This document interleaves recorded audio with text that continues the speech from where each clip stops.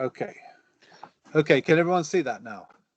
Yep. So we'll make a start. So thank you everybody for attending our 40-somethingth Writing Online Sport Economics seminar. We're starting a little bit late due to those age-old technical issues. We're really pleased that we've got Peter Dolton, Professor Peter Dolton of the University of Sussex, presenting work today on whether football is indeed a matter of life and death, or is it actually more important than that? Peter's got an hour, so to speak, and there'll be plenty of time for Q&A.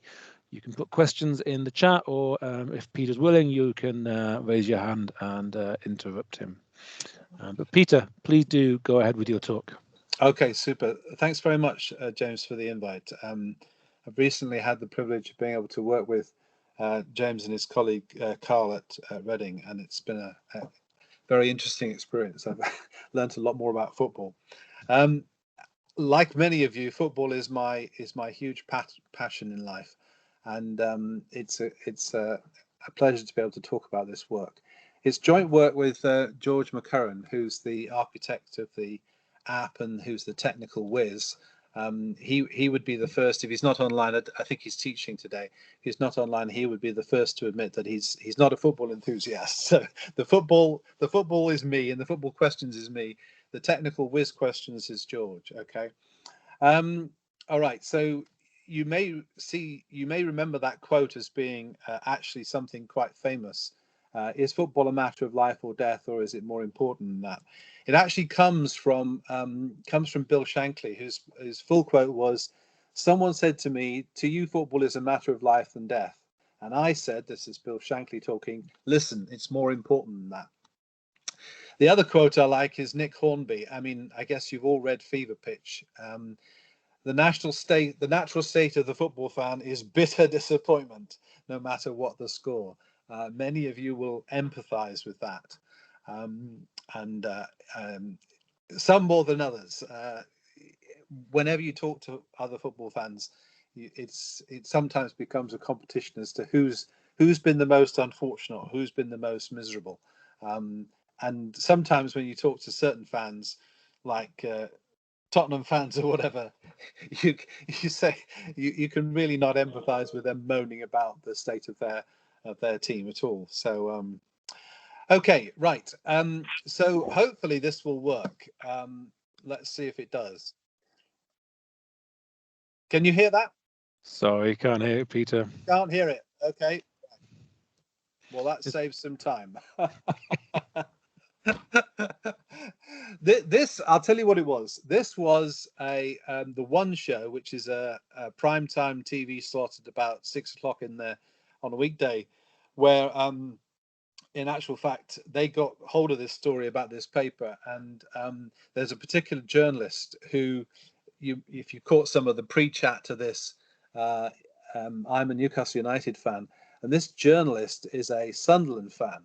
And he was the person actually in this clip talking about the demise of his team, and his team Sunderland were on the threshold of going down from the old second division championship, now called, to the third tier of English football.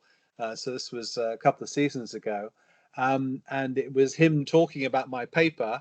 And it appearing on primetime TV, it got millions of hits, and it was quite a thing. The amusing part of the story, though, is that he said to me, "Oh, I'll do it, and what we'll do is we'll do it outside, in where you see all the Houses of Parliament.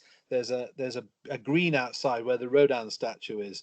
And he said, "I'll bring a ball." I said, "You're joking. I thought you were going to talk to me about my research." He said, "No, I'll bring a ball anyway, because we can have off clips of us kicking the ball about." And because he thought, seeing my picture, being an old geezer, he could embarrass me. So the Newcastle fan being embarrassed by the Sunderland fan in this clip of us kicking a ball about. As it turned out, I was much more coordinated than he was, and he ended up sort of having the ball bounce off his head and not knowing where it was going and so on, which was quite funny. Anyway, so that's the usual motivation for this talk, is that it's of interest to lots and lots of people. The other motivation is on the more technical side. George developed this app, which he called Mappiness. and I'll tell you more about that in a minute. And what it allows us to do is actually calibrate and measure everyone's sort of state of mind and happiness when they're bleeped on the phone, on their mobile phone, on their smartphone. And when he's talked about this data, which he used for his PhD for an environmental economics project, I said, that's brilliant. We could actually track all the happiness or the misery of football fans. And so that's how the project got going. I'll tell you a bit more about the data in a minute and motivate it in a bit more concrete way. Okay, so this paper is about economics and particularly sort of behavioral economics, and it crosses over with the literature on happiness and this mappiness idea, which I think you'll find quite interesting, what George has actually done with this app. I think it's probably fair to say I was never 100% convinced by the happiness literature, partly because I always thought that the data was potentially quite subjective and I sort of shied away from the area. But one of the good things about this data is it's literally a giant panel where you've got the same people and you're pinging them at different times in the day and asking their state of mind at that particular time. So it's a giant panel. And when I report coefficients, I will be reporting coefficients which are all relative to, because we have fixed effects for people, all relative to that person. So in some sense, it doesn't really matter that I'm a miserable git. And when you ask me how happy I am, I say, oh, minus 100. But when I ask someone else, one of you, and you're a happy person, and you say plus 100, as it were, then it doesn't matter these interpersonal judgments because that's all conditioned out in the data. Okay.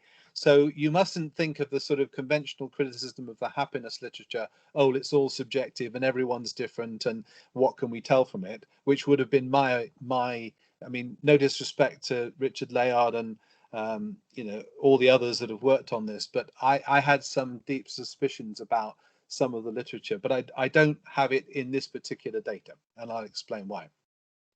So one of the reasons why this has become so important is that the ONS is now collects data on well-being and happiness, and the ONS has 3 different measures, which they variously call evaluative, how satisfied are you with your life today, edumonic, which is overall to what extent do you feel the things you do in your life are worthwhile, and hedonic, which is how happy did you feel yesterday or how anxious did you feel yesterday. These kind of things are usually scored between 0 and 10. Okay, but this is collected all the time now, so it's now become really part of the data we have, and so much more headline grabbing and much more of interest to many more people. And the method, if you think about it, this sort of asking people how they feel at the moment is like what's called experience sampling. So it's literally, grew out of people being able to record their state of mind on a piece of paper at an instant, or recording it on some sort of old-fashioned PDA device. But of course, now we've got smartphones.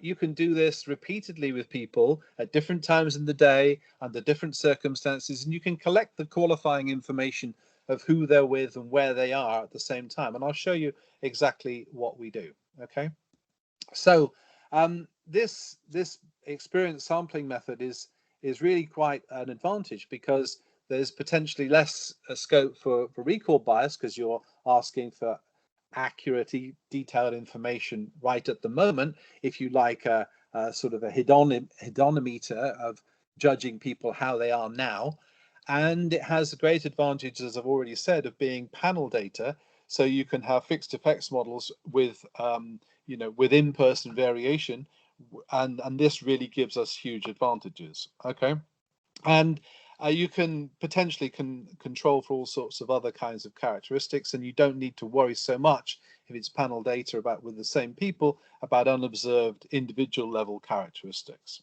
Okay, and you don't need to worry, this point I was making earlier, you don't need to worry about the sort of response scale effect, as it were. Okay, so in the current climate with smartphones, which nearly everyone possesses now, You've got all sorts of advantages of being able to collect that instantaneously across the world, across different locations, with different stimuli. You can give them all sorts of information. You can show them pictures. You can do all sorts of things. So this is really quite a really quite a good way of getting lots of data. And the form that this app appeared in, so this is a picture of what it looked like, and it, first of all, people were asked whether or not they agreed to take part, and whether or not they were happy to get bleeps and so on. And that's the bleep. I don't know if you could hear that. Presumably you couldn't if you couldn't hear my if you couldn't hear my video either. And then they were asked, literally, if you see this little, this is a video going now. I suppose you can't see this. Can you see this, everybody? I can see it, just can't hear it. You can see it. Okay. So if you look here, what's being asked, and let's go step through this so you'll see the qualifying information. Let's go back again. So what you see is, how do you feel? Happy, extremely relaxed, awake. Who are you with? Okay, so you've got qualifying information there. Are you indoors, outdoors, at home, at work? What else are you doing? What's going on at the moment? Okay, so you've got all this information, and there was a background survey right at the beginning, so you knew gender, age, and circumstances, and so on. So we have all that sort of logical information, and the respondents to this were actually given lots of updates about what the sample looked like, what people were saying, and how they compared with the sample. So it was really quite powerful, that this app that George developed, and was extremely important in collecting this data set, which I don't really know any other way that you could do it. Okay, so in total there's 66,000 respondents and about 6 million individual responses. So an awful lot of data on a lot of people. And this gives you all sorts of advantages. Now this looks, this is just the UK mean happiness graphed between 2010 and 2011. And it looks like just sort of noise, but if you zero in on a particular bit of this graph, you can see what was happening nationally to average happiness, where it goes from literally 0 to 100, and this is the mean here, and this is by day, and you can see that certain events like Christmas have a much higher average happiness score. Murray winning Wimbledon, England winning 1-0 against Norway are peaks. Troughs are things like the storm damage in February 2016, the Brexit result, and Trump being elected. Obviously the data doesn't go up to Trump being impeached or otherwise, and him leaving office, but one could imagine that there was probably a symmetrical effect there. So you can zoom in a bit more, and you can begin to see that there is this huge variation in what's happening in the country. And we've got all this micro data. Okay, so what does it look like on average? Just to give you some sort of markers when you can judge some of the coefficients that I'm going to be talking about. So this is relative to your mean, how many points above your mean, scale from 0 to 100, would a particular activity cause you more or less happiness. So at the top of the scale here is about 13 points for personal intimacy, ranging down to about 4 points with chatting, socializing with friends, 5 points for going to an exhibition museum. So that's the kind of scale of things here. So 0 to 100 is the total scale, but this is the additional impact of any particular event, okay? And the more detailed table of some of those means measured as differentials over the average. There's the 14 for intimacy or making love. At the bottom there is being sick in bed is -20, working or studying -5, and so on. So you can see that the scale, lots of the everyday activities come between sort of 0 and 2, 3, 4, as it were. okay, with the highs being intimacy and the low being sick in bed. Okay. By the way, James, I can't see the chats where I am. So if there are any questions, if you want to just pipe up and tell me, or use your discretion as to whether or not you think it merits an interruption. I will do, Otherwise, I'll leave Peter. it. Okay. Nothing yet does. I'm just amused Nothing by yet. the various insights you presented so far. Okay. All right. So I'm happy to take clarifications as we go along, but I just want to sort of get the basic idea of the data sort of set down before we start talking about the results. So hopefully you can see from that the sort of scale of the data. Think of it as being measured from 0 to 100, and these numbers being, the deviations for you of this particular activity. Okay, that's how we should think of the coefficients. Okay, so what other work has there been directly relating football and happiness? Well, not so much. So the motivation here is that obviously I don't need to convince this audience about the importance of football, how big it is, biggest sport on the planet. But motivation in terms of sort of behavioral economics is this data affords us some really quite interesting, fairly new ideas. So in the sense that because you've got a continuous panel and you're bleeping people at random at different times, you can look at events and happenings in a dynamic context to judge how long the effect of some shock, exogenous shock, like winning or losing a football match, actually hurts you or benefits you. You can ask questions about whether or not particular exogenous shocks have a cumulative effect, whether they're all experienced at a particular time, or how long do they last. Okay. And I think that this has logical consequences in terms of, well, if, and I'm going to show you this is the case, if it's the case that people are made on average more unhappy by football and following a football team, why would anyone go on doing so, and why would anyone pay to follow a football team? These are questions which I guess many of you have asked yourselves, and I've asked myself repeatedly why I signed up for a life of misery supporting Newcastle United. So why on earth have I done it? So this is like a sort of it's like a cathartic experience for me. It's doing this work is sort of putting all my sadness and all the reflections on what things I did wrong with my life. One of the things I did wrong with my life is supporting the wrong football team. Why on earth did I do that? Okay, so that's one of the real motivations for studying this is how can we explain it? And like all good behavioral economics papers, potentially it doesn't make sense just looking at it in a straightforward manner. Why would you go to a football match? Why would you follow a football team if on average it gives you more misery than it gives you pleasure? So I'm going to show you that actually that result is there, and then we're going to try and work out why people are doing this.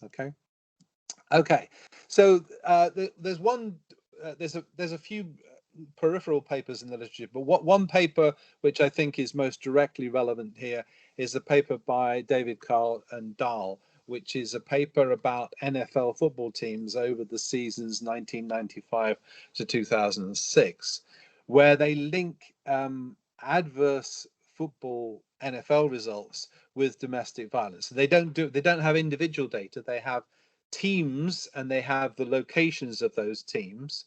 Actually, I've just noticed that's a very interesting picture, because that's when Gronowski was playing for the New England Patriots, and of course he had a renaissance along with his big buddy, the quarterback in this year's NFL Super Bowl. So that's quite interesting. Okay, so what they did was show that adverse football results in the NFL has an effect on domestic violence. So these things, can have real-world effects and really do potentially affect real outcomes. I'm not going to follow that course. I'm not going to look at the effects of football results on other outcomes like domestic violence. I'm just going to focus on football results on your own happiness, misery, or whatever. Okay. So, but then this brings up questions about, not just being a football fan, but what's the extent of your affiliation? Do you actually go to the games? And this brings up some more subtle questions, okay? But before I get into some of that, I'm going to talk about the data a little bit more and show you the very basic sort of descriptive statistic methods that I'm going to use here. But the question you will ask is, well, how do you know that a particular person is a football fan? Okay, well, you may have recalled that on the on a smartphone, you know exactly, you can show exactly where you are. So you can sort of locate a person. And the great insight that we had about George's data is said, well, if you know exactly where they are, you can follow, you can say, well, on a particular Saturday at say 10 to 3, if you're at White Hart Lane, then you're, you know, aside from the possibility that you might be the linesman or the person wearing the orange coat showing people to their seats or whatever, you're going to the football match. Okay, so there's the location and the time are clues here. And we know where all the stadiums are, so we know where all of the GPS coordinates of those are, and we know where all these people who respond are, and we know what times they respond. Okay, so we're most of the way there in determining who's a football fan, who goes to football stadiums, etc.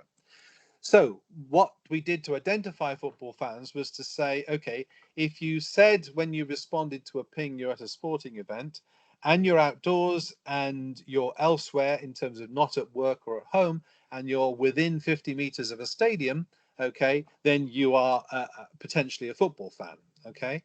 How did we then match that to who they followed?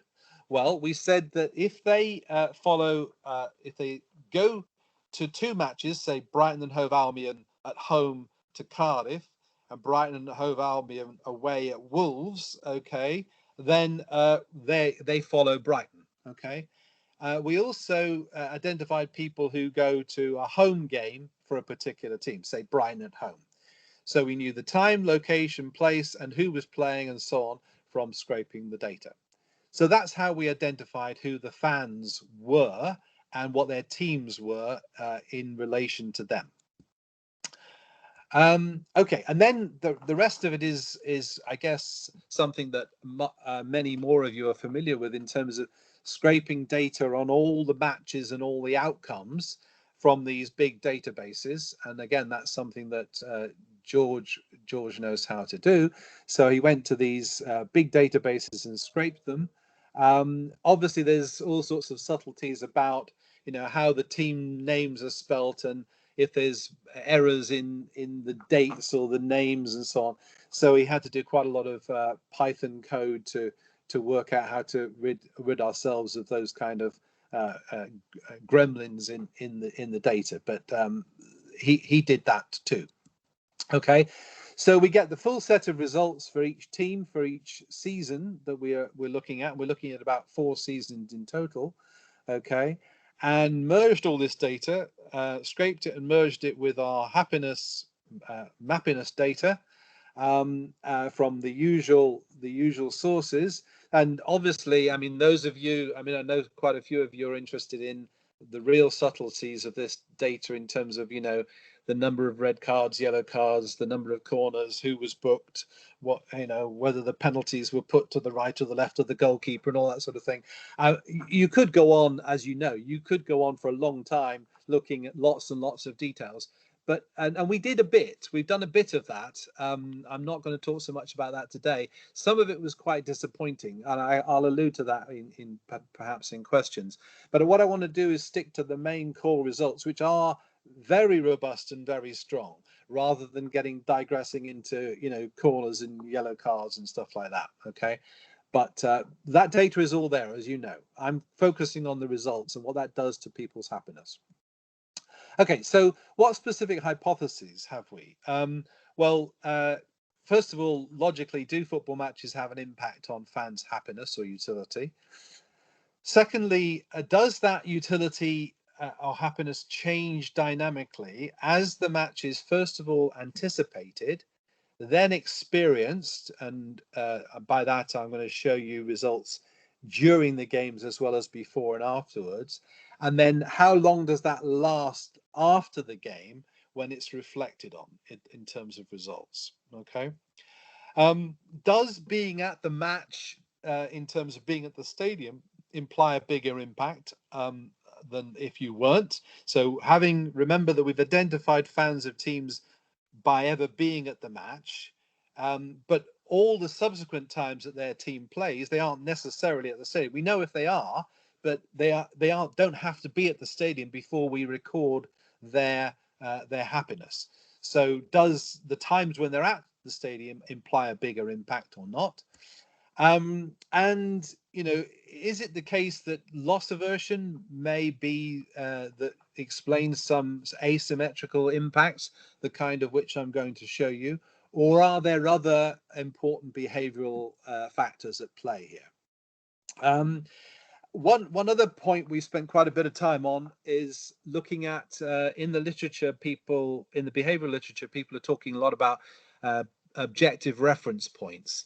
And in this context, we can think of that as betting odds. So are these effects of happiness as a result of winning or losing mediated by the probability beforehand that you thought you were going to win or thought you were going to lose? And that, obviously, in our case, we don't have subjective data on that, but we have quasi-objective data because we scrape the web for the betting odds before the games to determine whether the team that person follows is likely to win or not, and so forth. Therefore, if that was the frame of reference of them judging their happiness, then we were able to do that, and I'll show you those results as well. So, in other words, are your highs or lows mediated by what your expectations were, if your expectations were rationally based on the betting odds? Okay.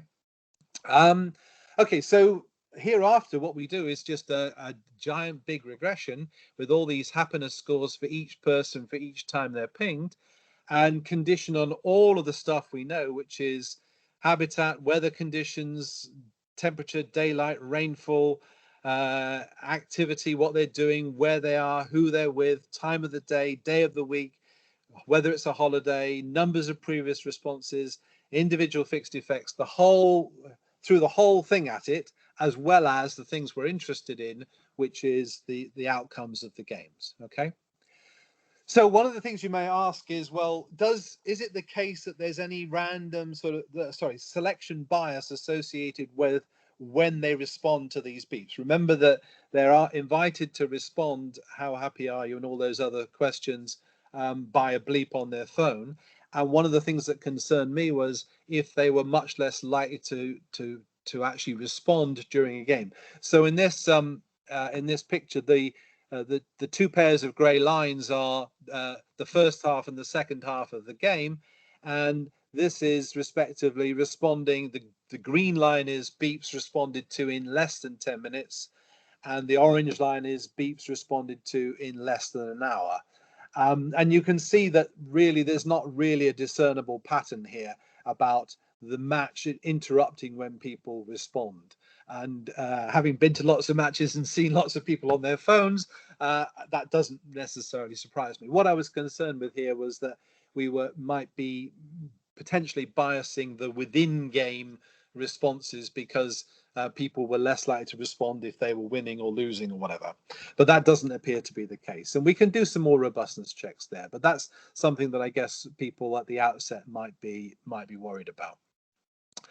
Okay, so what we basically think of these scores as people's utilities, and I've abstracted here from whether they're utilities or this whole literature on whether happiness, hedonic, otherwise measured, is the same thing as utility, is the same thing as satisfaction. Basically, that doesn't really matter here. And it doesn't really matter, as I've said before, whether it's interpersonal or not, because these are scores for each person, and we're putting individual fixed effects in here. That's the theta I, okay? And we're conditioning on all these x's about where they are, what's going on, what's happening. And we're interested in what's happening in terms of particular time intervals. So we looked at hourly intervals, and you'll see also the dynamic effects bit, we look more frequently at them, and we want to know what the in terms of objective probabilities of the match. When we come on to that, that's also in there too. So it's a very simple, think of it as really descriptive statistics in a way. Throw the kitchen sink at this and see if there's an effect on the things we're interested in, namely the outcomes of the games. Because remember, these are fundamentally exogenous events. However much you might think you influence by, wearing a certain coat or a certain pair of boots to the match or whatever, you think you might influence the outcome because it's your lucky scarf or whatever. Forget it. Obviously, that's not sensible. You don't influence the outcome. These are exogenous events, and we are observing, therefore, causal impacts of these results on your happiness. Okay. Right. So these are these baseline results, and you can see that we've got a huge number of controlling variables in here in terms of years, months, weeks, hours, holidays, sporting. Peter, Yep. you okay if I interrupt you? Stefan's got his hand up. Yep.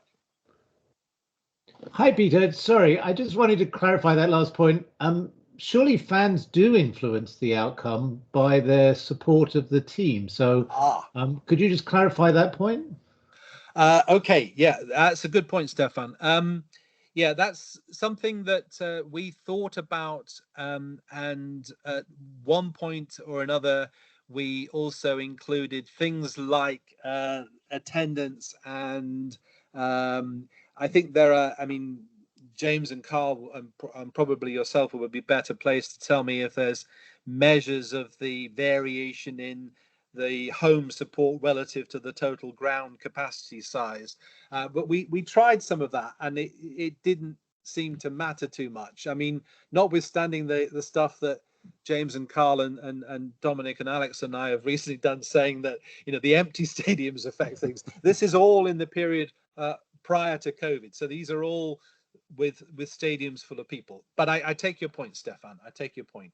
I was meaning that you personally can't influence things in terms of you're thinking about whether you wear a particular scarf or not. But I take your point. We could do more on that. Okay, so what I want to emphasize here is that the amount of controls that go in here, and these numbers are the numbers. I want you to think about those in terms of the calibration I mentioned earlier. So think about it as the 14 is the plus 14 is the deviation which is associated with the ultimate high of intimacy or making love with your partner, and minus 20 is the ultimate low, but most things are between 0 and 4. So we've got plus 4 winning, 4.3, minus 7.3 losing, and drawing about 1.9. So what I want to do here is, rather than focus on tables of results, we've graphed these things, and I think the graphs are a bit easier to follow on the eye. So so this is drawing, and the 0 is the kickoff. The lighter bit in the middle is half time, and that's at the end of the match there. Okay, so first of all we say look clearly beforehand, at half time, and after the match. That's drawing, that's winning.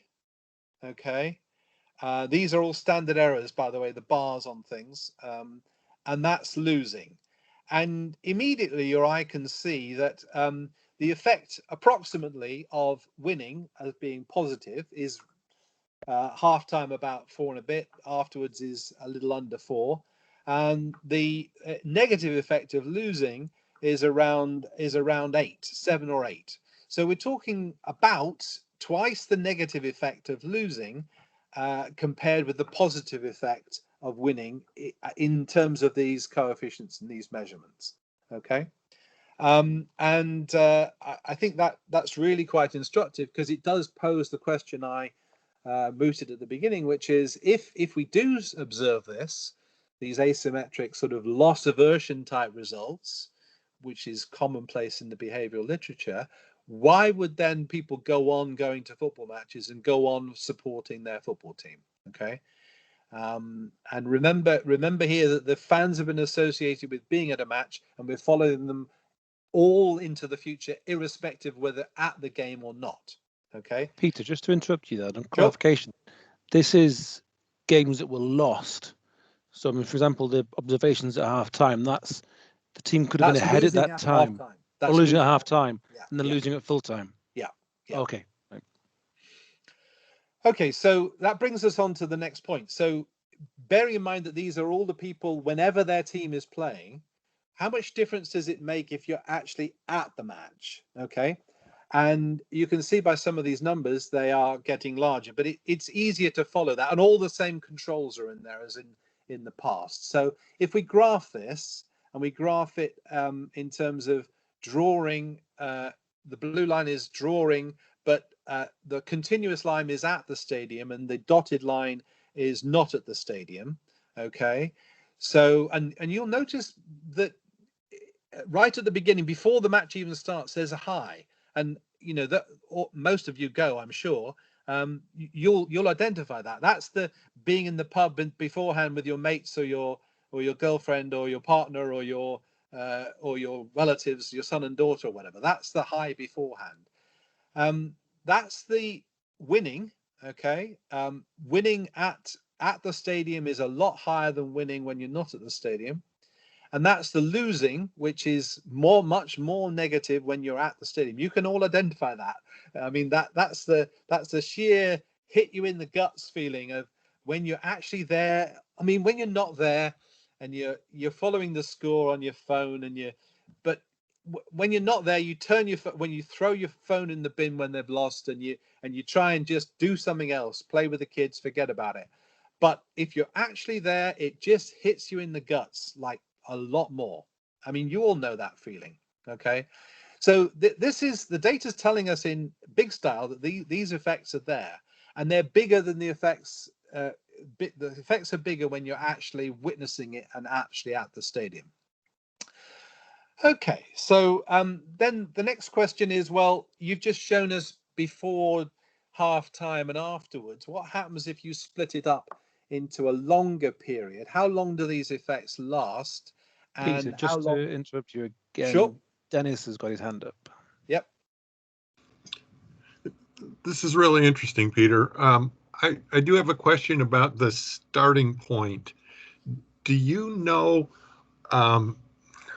you have how happy they feel. Do you have any idea what their expectation of the match outcome is at that point? So I could be really happy I'm going to the match, but I don't expect my team to win. Or I could be really happy I'm going to the match and I expect my team to win very easily. And I wonder if there's a difference in those circumstances.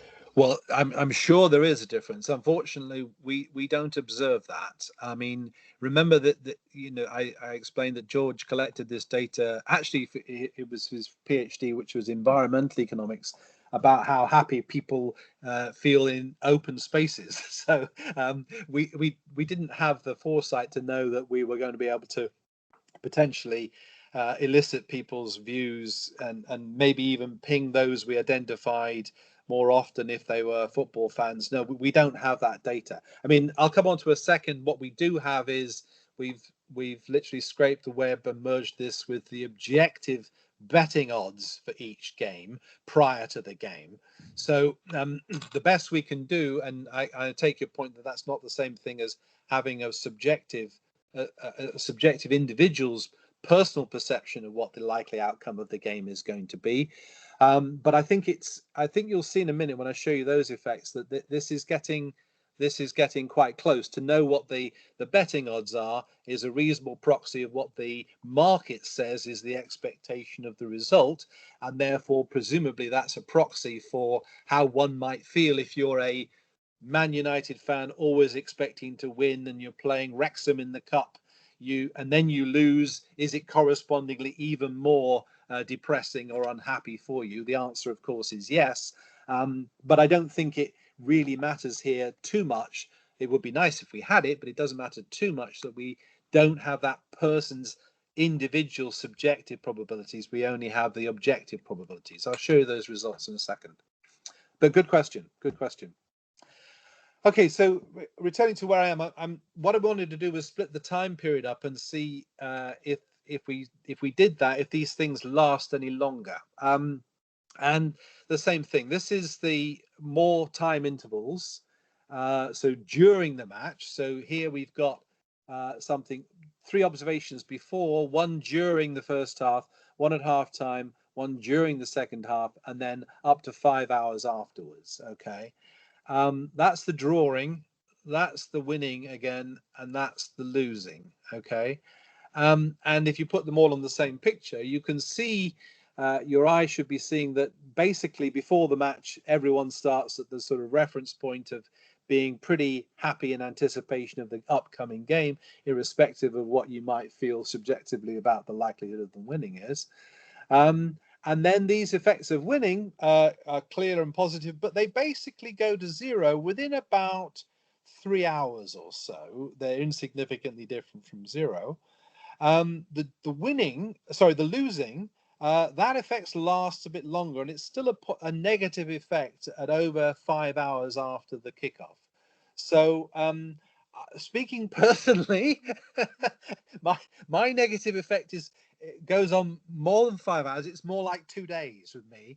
I'm not sure if any of you have empathy with that, but so I was confident that there would be these effects, but I think that for a real diehard fan of a poor football team doing badly with too high an expectations over the years, I still haven't learned, and I'm still affected 2 days later. But the average football fan the negative lasts still positive, negatively significant at 5 hours. Okay, so then moving on to these expectations, as I've indicated, the best thing we could do was take the betting odds, which is what we did. And there's a wrinkle here about the betting odds, because you need to rescale them, because obviously if you just take the pure odds of 1 in 4, 5 over 4, whatever, they add up to more than 1. So you have to rescale them to 1. And apply all these, merge them all with the relevant matches, with all the relevant teams, etc. That's quite a bit of work, but we did all that, and we think of this as being, on average, the expectations of what a neutral, sensible fan, who presumably, and many of them do bet, would look at the odds and bet or not, as being a reasonable proxy for their expectations about winning or not. Okay. And again, the same sort of results. I'm going to use the diagrams because there's a nice way of showing this in the diagrams, which is to say, look, go back to these 3 points in time again, before the match, at half time, and after the match. If the betting odds were such that the William Hill's, and it doesn't matter which bookies you use, they're all the same basically. We tried different ones, but this is basically all we needed. Is that if the William Hill odds is that you're more than half chance of winning or less than half chance of winning, and this is the draw, okay? This is the win, and this is the loss, okay? You'll see that obviously if you so take the loss here, if you were predicted by William Hills to win and you actually lost, then if you're predicted to win and you actually lost, your negative shock is quite a bit bigger, substantially bigger than your negative shock if you were expected to lose anyway. Okay, so that's that accords pretty well with my intuition. Okay. And we were, I actually, before we started this, George and I sat down and he described his data, and I think I wrote down something like 10 conjectures or hypotheses, some of which I haven't talked about, which we've also examined, and I think just about all of them were true, and the data bore them out with significant, robust results, more or less independent of whatever we threw on the right-hand side as conditioning covariates and whatever else we did with the data. So I was quite pleased about that. Okay, so those are the overall differences between being predicted to win and being predicted to lose. Okay, so what I'd like to spend the last few minutes on is thinking about how do we interpret these results? Is this a reasonable sort of behavioral economics paper, in the sense that most of those start with some counterintuitive truth, and how would you explain this by a rational person? So if you think about this paper in that terms, you're saying, look, one would only sign up for an event with an uncertain outcome if on average it made you happier. But what we've shown here is that typically losing a game under any circumstances makes you roughly twice as unhappy as you would be happy if you won the game. So it looks like it's irrational to be a football fan. Moreover, it looks like it's irrational certainly to pay money to attend a football game as well, because you're adding into the emotional cost and negative utility the actual real cost of going to the game. And one of the things I wanted to explore, but we don't have really, it turns out we don't have enough data, is those fans who go to away games and control for literally how far they went to an away game as a proxy for the extra cost, to reveal if there was a trade-off at the sort of money cost versus utility margin. But unfortunately, we don't have enough data to do that. Okay, so I guess one of the things we'd fall back on is from the behavioral literature that it's well known, this loss aversion effect. I think I have a picture to sort of capture the idea. So that if you think about it in terms of the points you get from a win, so a win is 3 points, and that would give you, say, a value or utility of, say, 4. The utility of a draw is mildly negative, its value is -3, and the utility of a loss, which gives you 0 points, okay, and these are roughly the sort of scale of figures we're talking about here, gives you a loss of in terms of value of -8. So a behavioral economist would say, well, this is simply a sort of loss aversion kind of story. I think there's more to it than that, and potential other explanations of this are things like becoming addicted. There's obviously in behavioral economics the whole literature on rational addiction, which was usually applied to things like smoking behavior or whatever.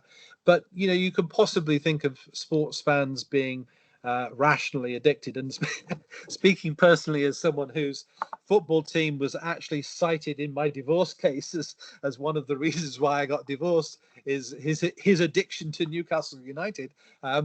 You can see that actually this may have some real negative consequences. But my ex-wife would argue that I became addicted and that I couldn't control it, and it wasn't sort of something that was behaviorally in my sphere of orbit to actually control. But there are other potential explanations. One thing in the literature I've been looking at is this. Lowenstein has papers on the value of curiosity. So we want to know how the story ends. So we go because we're so curious about whether they'll beat a certain team or whether they'll lose. I'm not personally terribly persuaded that that's really applicable to football here. Another partial explanation is, look, you get a massive experiential effect of being with your friends at the game. There's a massive high, potentially a massive high in the game. And one of the things we've worried about quite a lot is we capture utility or happiness, but we don't capture it maybe at the precise point that a goal is scored, which is this massive high. And that massive high is so high that outweighs all these potential average negative effects that we've been discussing in these results. So is it the case that there's a weakness, if you like, in the data, that we don't capture these massive highs, and that's actually should be in there? Is it the case that we're sort of belong to a tribe and we have affinity with that tribe? So there's network effects and peer effects associated with the tribe. Is that part of the story? I think also another part of the literature that Lowenstein has written papers on as well is the extent to which these kinds of exogenous hits have lasting effects. So to what extent, despite the fact that you've pinged them at a certain point in time, to what extent is that lasting? And are you really calibrating the precise effect at that particular point in time? And is it potentially additive or not additive over time in a cumulative way? So if you say, for example, on my father's deathbed, I kid you not, on my father's deathbed, just an hour before he died, he said to me, please describe again that goal that Philippe Albert scored for Newcastle United against Manchester United when he didn't say all this because I'm just putting the context for you guys, but you may not remember, but Newcastle, was once when they beat them 5-0 at St James's Park. And one of the goals was scored by Philippe Albert as a chip of Schmeichel, Peter Schmeichel, that is, from the halfway line. And on his dying deathbed, my father was getting utility, dynamic utility, all those years beforehand of that particular event, even in the retelling of it by me on his deathbed. So there are clearly effects that aren't in this data in terms of positive utility. So maybe there are other stories in terms of dynamic and additive and cumulative effects in there as well. And what I'm really struggling with now, because I'm using this opportunity to rewrite the paper, is to because I can't say anything about all of these things, but I've got to say this as really caveats and qualifications to what we've done. I think what we've done stands up and stands scrutiny, but it still begs the question, and that's probably where I should wrap up and leave it, is begs the question of, I mean, exactly to what extent is this loss aversion? Is it irrational to be a football fan, or is it that some of these things I've just been talking about for the last 5 minutes or so really are just not in the data and not in the econometrics, and that explains the phenomenon, as it were? So, the question that I'd like to sort of leave you with, and hopefully there's some thoughts from you guys on it, as to why are football fans, and why do you follow a team, and why would you follow? I mean, like James, why would you follow Oldham? Like me, why would you follow Newcastle when they're, abysmally let you down most of your life? Okay, so that sort of wraps it up. Fairly good time, I think, and leaves lots of questions, hopefully. Perfectly timed, Peter. Thank you very much. And indeed, I often ask that question myself. Why do I still get bothered by how 11 individuals on a football field 200 miles away, what they've done affects my mood around everybody else I'm around? So, in terms of stuff that's in the chat, there were a few questions that came up along the way. Roger, shall I shall I unshare my screen so I can see some of you guys? Sure, why not? And it might be that because your camera's off right now, it might be that your camera will come back on. Right. So how do I do that? Okay, there it is. You've not unshared yet, because I can see myself. Okay, quite big on your screen. Okay, not unshared. All right, that's it. Yep. Perfect. Yep.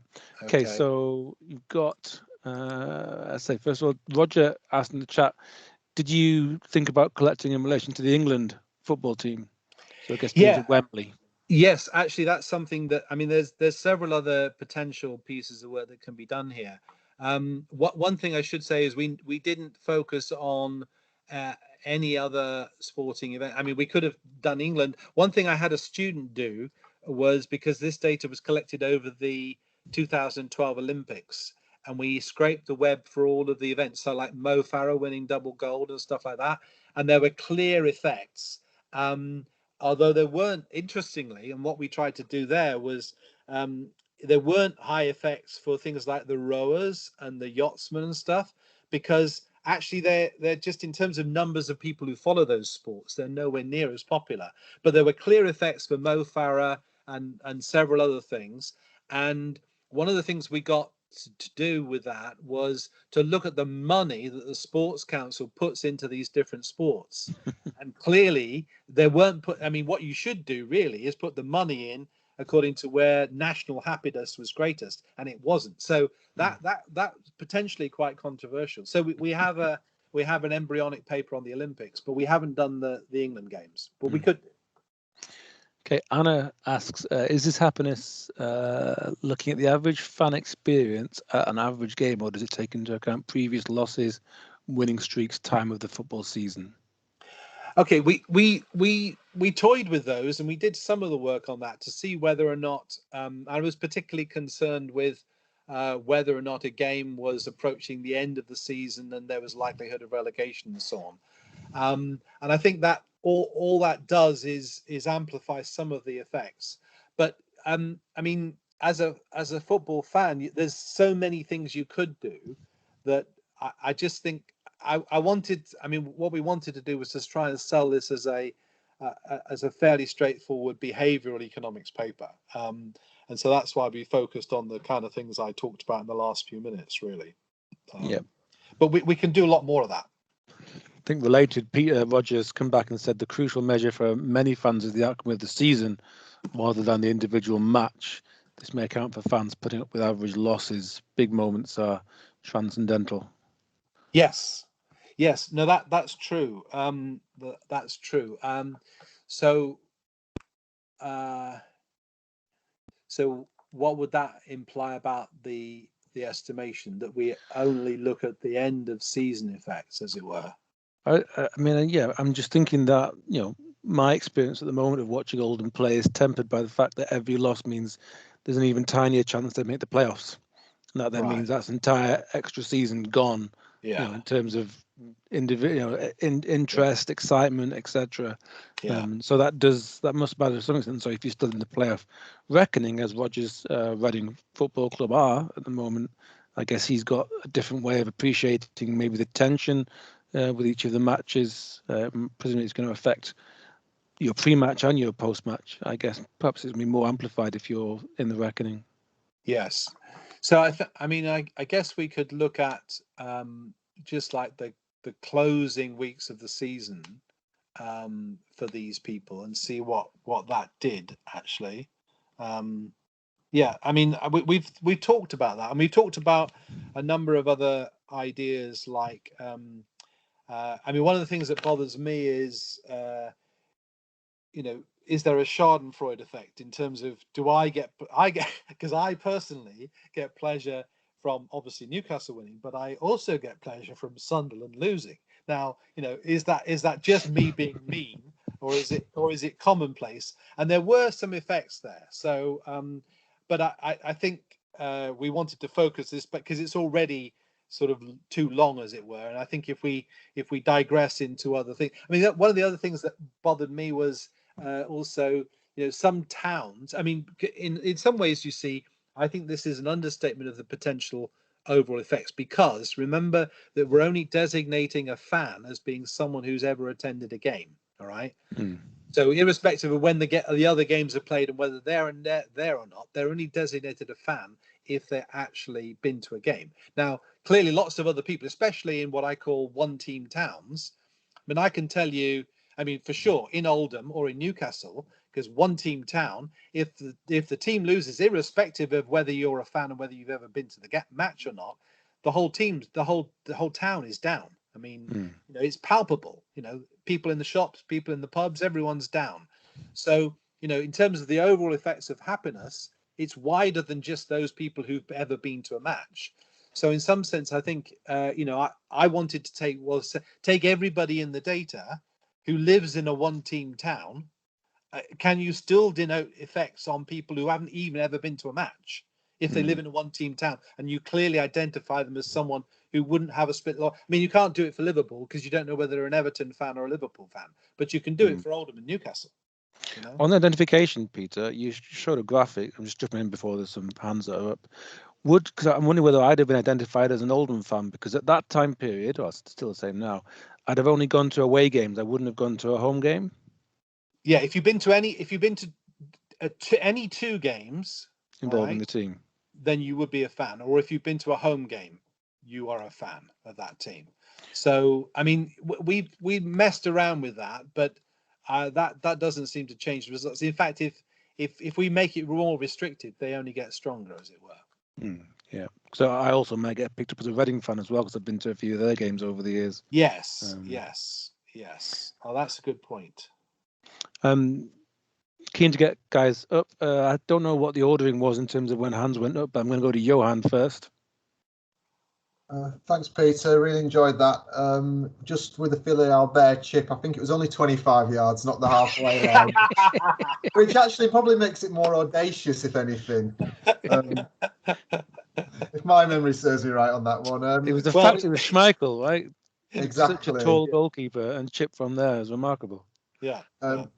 really interesting. You're probably controlled for this in one of those kind of activities. But I was thinking, have you got an alcohol effect as well in here, and whether things change if you focus on that? Because a lot of literature on that kind of domestic violence and sport, you always kind of try and disentangle this. Is it an alcohol effect or is it the actual score effect? So I was just wondering if that's an activity and if you disaggregated that. Yeah, well, you may recall that we have a lot of conditioning information of where they are and so on. So if they're prior to the game, that they're at a pub, we would know that, and we could assume that they were drinking alcohol. So we could look for that. I mean, we've conditioned on where they are. All those are just as regressors at the moment, but all the different possible places they could be.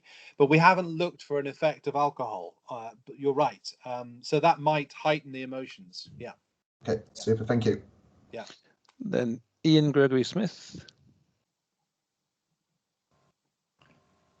Hi, Peter. Thank Hi you very there. much. Yeah, so I'm also a Newcastle fan, but do not have the accent like you, so I guess lost it a long, long time ago. I didn't know it had about man. So, I mean, the way I look at it, I mean, I've never thought of myself as irrational, but I would view it as not a choice variable. Newcastle chose me. I didn't choose Newcastle. It's not my fault that I'm a Newcastle fan. If I could choose another team, maybe I would, but I can't. I'm stuck with them forever. So I guess. But clearly, a lot of people don't think that, right? I mean, I think the average centre of gravity of a Man United fan is somewhere in West London, right? So not everyone feels the same way as you and I do. So, I mean, some people clearly, you could argue, economists might argue they're just being rational. They're looking at a team that's potentially going to win more often than they lose, and therefore they don't choose their own home team. Yeah, maybe. I mean, I always view it as, well, I try to maximize my happiness given the constraint that I am a Newcastle fan. So right, okay. I know that, and then I try to make the best of it thereafter. Just one point on the estimation. So I was wondering about people who may respond selectively. So if they're particularly grumpy, so the team's losing, are they, when they get pinged by this app, do they just like, oh, get rid of, I'm not going to respond to this? Do they respond more often when they're winning, when they're ahead? That's a good question. What I showed you was their propensity to respond at any particular time, but you're asking if you condition that on, are they more likely to respond when they're losing or winning in the match when they're pinged? That's a good point. I don't know the answer to that. That's a good point. Yeah. Okay, that's all. Good Thanks, point. Ian. But yeah, amazing paper, amazing data. Thanks. Cheers, Ian. Dennis has got his hand up as well. Thanks again for this interesting talk. I wanted to bring to your attention, and maybe you already know about it, but you didn't really provide a literature review. Brad Humphreys, Lijo, and I have that uses reference-dependent preferences and loss aversion. We have a formal model that, in fact, I think our results and your results are quite consistent with one another. Only our dependent variable is actual attendance as opposed to happiness. And the argument that we make basically is that when you're deciding whether or not to attend, you're doing it in an expected utility framework where you have reference dependence, which is the betting odds probability of the home team winning. And you go if, in fact, your expected utility meets some hurdle. And we get exactly, I think, the same kind of outcome that you have with the sense that an unexpected loss is more problematic than an expected loss. An unexpected win gives you greater happiness than an expected win. And as a consequence, you have what I would call a kind of a rejection of the uncertainty of outcome hypothesis, though you don't, as far as I recall, ever mention that. But anyways, I think that our paper and your paper are very consistent with one another from quite different approaches. And so I suggest you take a look at that. Super, thanks. I mean, with this thing, can you email me the link or the paper? Or tell me where it is so I can find it. I wasn't aware of it. So I must apologize. It's in Economic Inquiry. Economic Inquiry. Okay. How long ago? 2014, I think, or 2015. Okay, brilliant. Thanks very much, Dennis. You will get cited. That's what it's all about. Thank you. Thank you.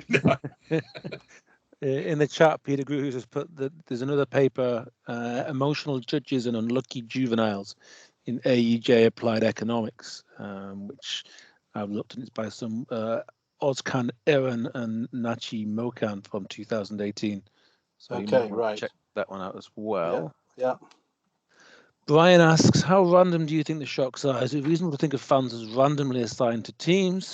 I would think attendance is non-random, which also seems relevant.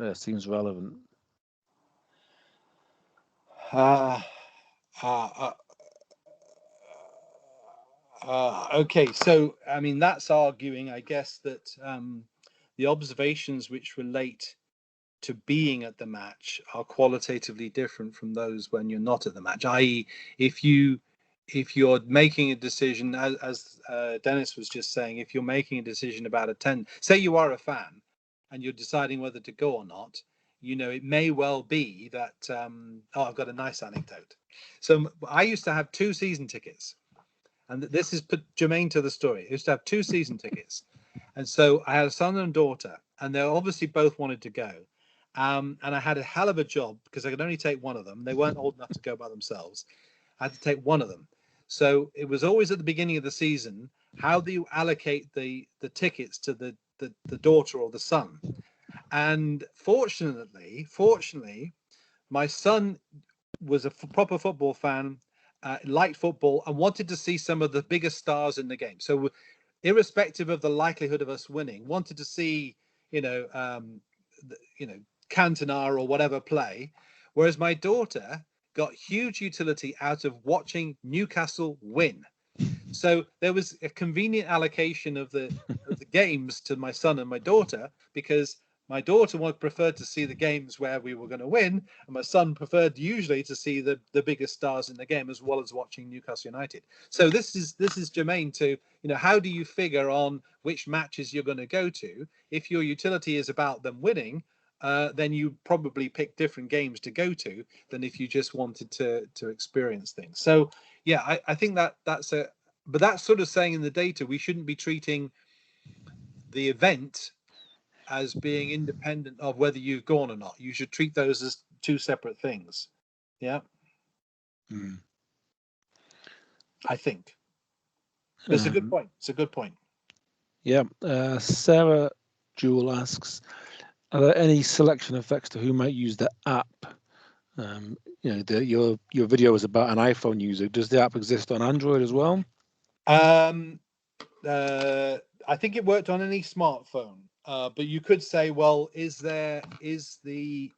And when you look at the descriptive statistics, they're not a complete random sample. They are more likely to be in a higher income bracket than an average person. They're more likely to be, they're more likely to be in a certain age bracket. They're less likely to be old, more likely to be in the bracket of somewhere between 20 and 35. I think those were the only non-randomness in the sample, but you're right, there are some. Yes. And in terms of the geographic location, does that mean that whenever they were pinged, they automatically gave you that? Did they consent to that, or did some not consent to that, or anything like that? That was part of being consenting to the app, is you knew where their GPS was and exactly where they were. Yeah. Kido. Then there's just a comment from Roger that he reckons that over time fans migrate towards more successful teams, chasing utility over community and greater happiness. It's a fair reflection. For these Man United fans from miles and miles away, like Johan. Well, you're quite close, Johan, relative to many. It's only 25 miles for me.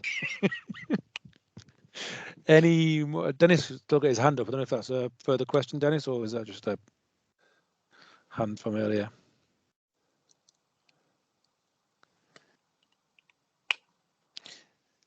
Any other? Oh, Stefan. There we go. Thanks, James. I thought you were ignoring me there for a minute. No, so my computer's all over the place today, Stefan. Peter, I think this is really interesting, and I enjoyed the data a lot. But I would try to persuade you to drop the irrational story. And that might be difficult because you sound like you're quite wedded to it. But here's why. I don't see how. I mean, I don't see how looking at people's reaction to an event over 2 or 3 hours can capture entirely the rationality of an activity, which is really something that is a lifetime commitment. As you pointed out, you're not just a Newcastle fan for the period of the game or the hour or two before or after. You're a full-time 24-hour a day Newcastle fan. So the question really is, what's the counterfactual here? What would your utility be if you were not a Newcastle fan? So you say this has made you into something of a curmudgeon. Think of what kind of a personality you would have if you didn't have the joy of at least being the Newcastle fan. That's actually making you a happier person than you would have been. So, I think it's just you just can't capture this with this. So, I mean, you've got something very interesting here, and I think you spoil it if you turn it into some bigger philosophical question, which you really don't have the data to answer. Okay, all right. No, I take your point. That's I sort of musing on what you just said. I mean, in recent WhatsApps with my friends who are all Newcastle fans, we muse on what's the solution, and I mooted recently that the solution was to, being a sports fan, swallow the sport. So I've got really into NFL now. But I'm determined not to follow a particular team and pin my colours to the mast. I just want to enjoy it for what it is. And maybe that was the solution. Or I said, or switch to rugby. This was before England lost to Wales the other day. Switch to rugby because there, the outcome is clearer. But you're right. I think the way to sell this story, and this is a really valuable comment from you, is not to get too hung up on it being a paradox. I think that it's because the behavioral literature is usually written as, this is a paradox, how do we explain it? And then they uncover some hidden truth like a loss aversion or an endowment effect or whatever it is. But maybe you're right. This shouldn't be told in that story. Well, the old Seinfeld joke is that what we're all really doing here is rooting for laundry, and it makes no sense. My son, who's an NFL fan, he solved this problem by he was a New England Patriots fan, so he just became a Tampa Bay Buccaneers fan when Tom Brady moved. He's a Tom Brady fan, not a New England fan. Turns out. Yeah. That's another solution for you. Yeah. No, I think that I think there are quite a few sports fans that do that. They follow individual stars. Yes.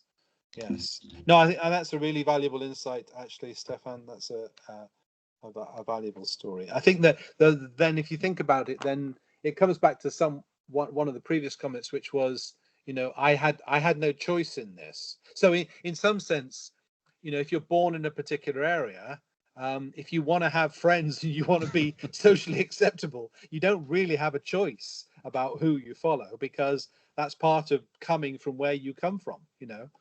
So it's a lifetime commitment, and right, because it also addresses this mystery about how football clubs are so big in the world and yet financially they're so small. I mean, but the financial size of most clubs is dwarfed by even medium-sized businesses. Yeah. The answer is you can't capture the money that is being generated, the utility that's being generated by when you're chatting about this with your friends. Imagine they could charge you for that. Then that would be a serious business, right? Yeah, and as you know, in some countries they are completely crackers on football, and we're talking huge numbers of people, far in excess of the money that goes with it. I mean, another nice story. When this paper first got written, I was asked to be on various radio stations, and I was asked on the main radio station in Bolivia, and I said, okay, yeah, I don't speak Spanish. Well, we'll do a simultaneous translation.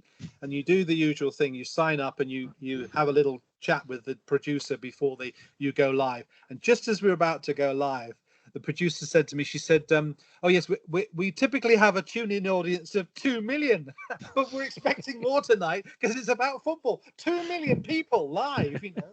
So astonishing. Yes, no, valuable comments. Thank you very much. Your press office must have loved that, Peter. Moving on to Peter Gruhus, who has a question. Kind of a follow-up off of Stefan's point.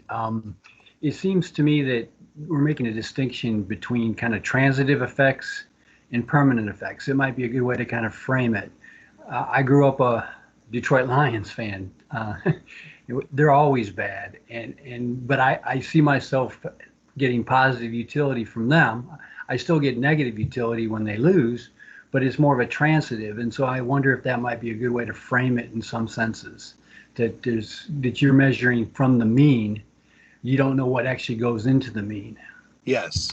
No, I think I take your point, and I think that was why we tried to look longer to see whether this, you know, whether it lasts up to 5 hours, and we do get effects for the average person up to 5 hours.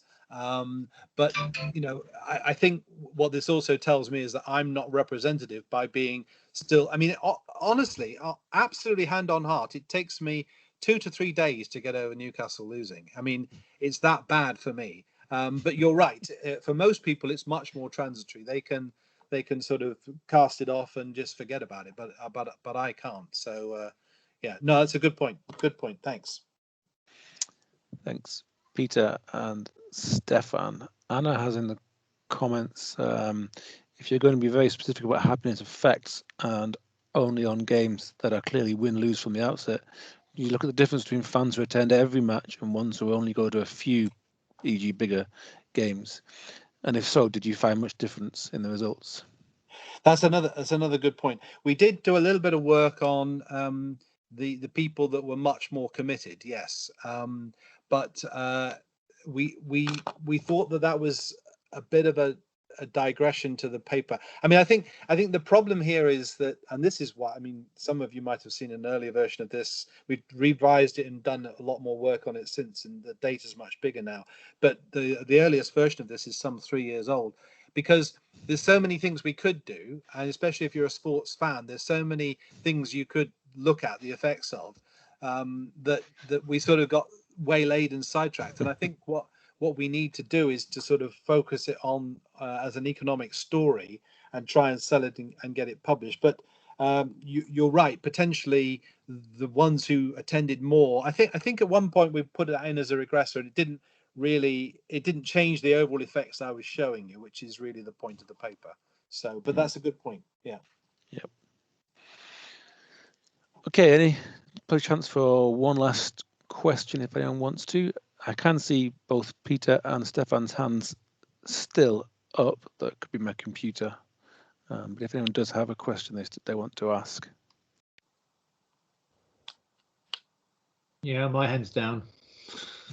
It's my computer then.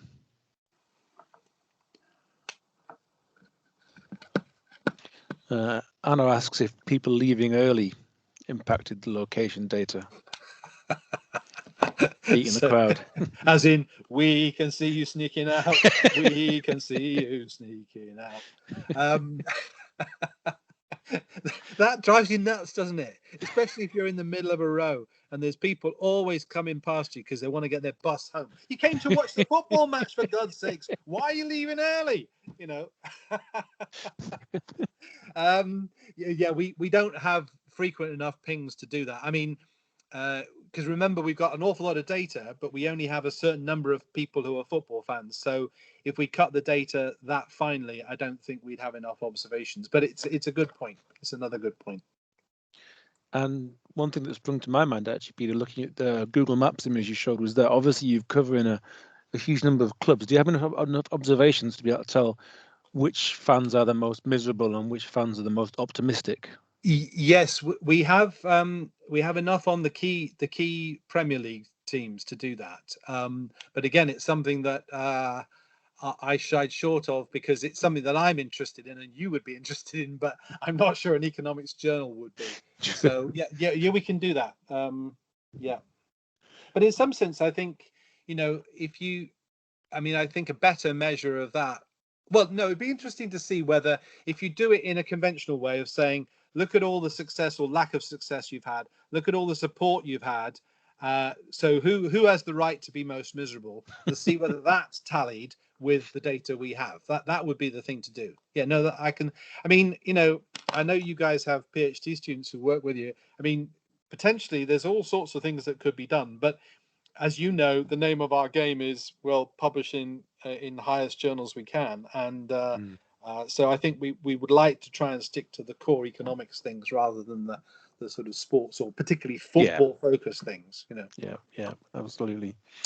Well, it's getting towards time to wrap up. So before I wrap up, Peter, I will say that I think my wife would probably agree that it's longer than 5.5 hours to get over an Oldham defeat for me. I don't know whether it's 2 or 3 days, but it certainly still rankles a little while afterwards. I'm still a little bit annoyed about Tuesday's defeat, to be honest. But as long as you don't let it be cited in your divorce case, that's a measure. I've never come across anyone else who's, I'm not joking, that's hand on heart. She cited Newcastle United in my divorce as being, he's addicted, he's not a rational person. So well, it makes me wonder how many football teams have been cited and which teams get cited the most. Right. But on that wonderful note, we'll wrap up. Thank you very much, James. Thanks for all those Peter. super questions and comments. Really, really valuable. And just as a final point, I would say my 2 season tickets are just above the crown of your head. That's where they were, just above the crown of your head. I see. Right. So for the far side from where the picture is taken, I see. Yeah. Fantastic. Well, next week, Peter, you'll need to come back and return the favour for Jan van Ours. Yes. Next week we've got Jan giving our talk. So have a great weekend, and please do join us again next week. Thank you, everybody. Thank you very much, James. Thank you very much, everybody. Cheers, Peter.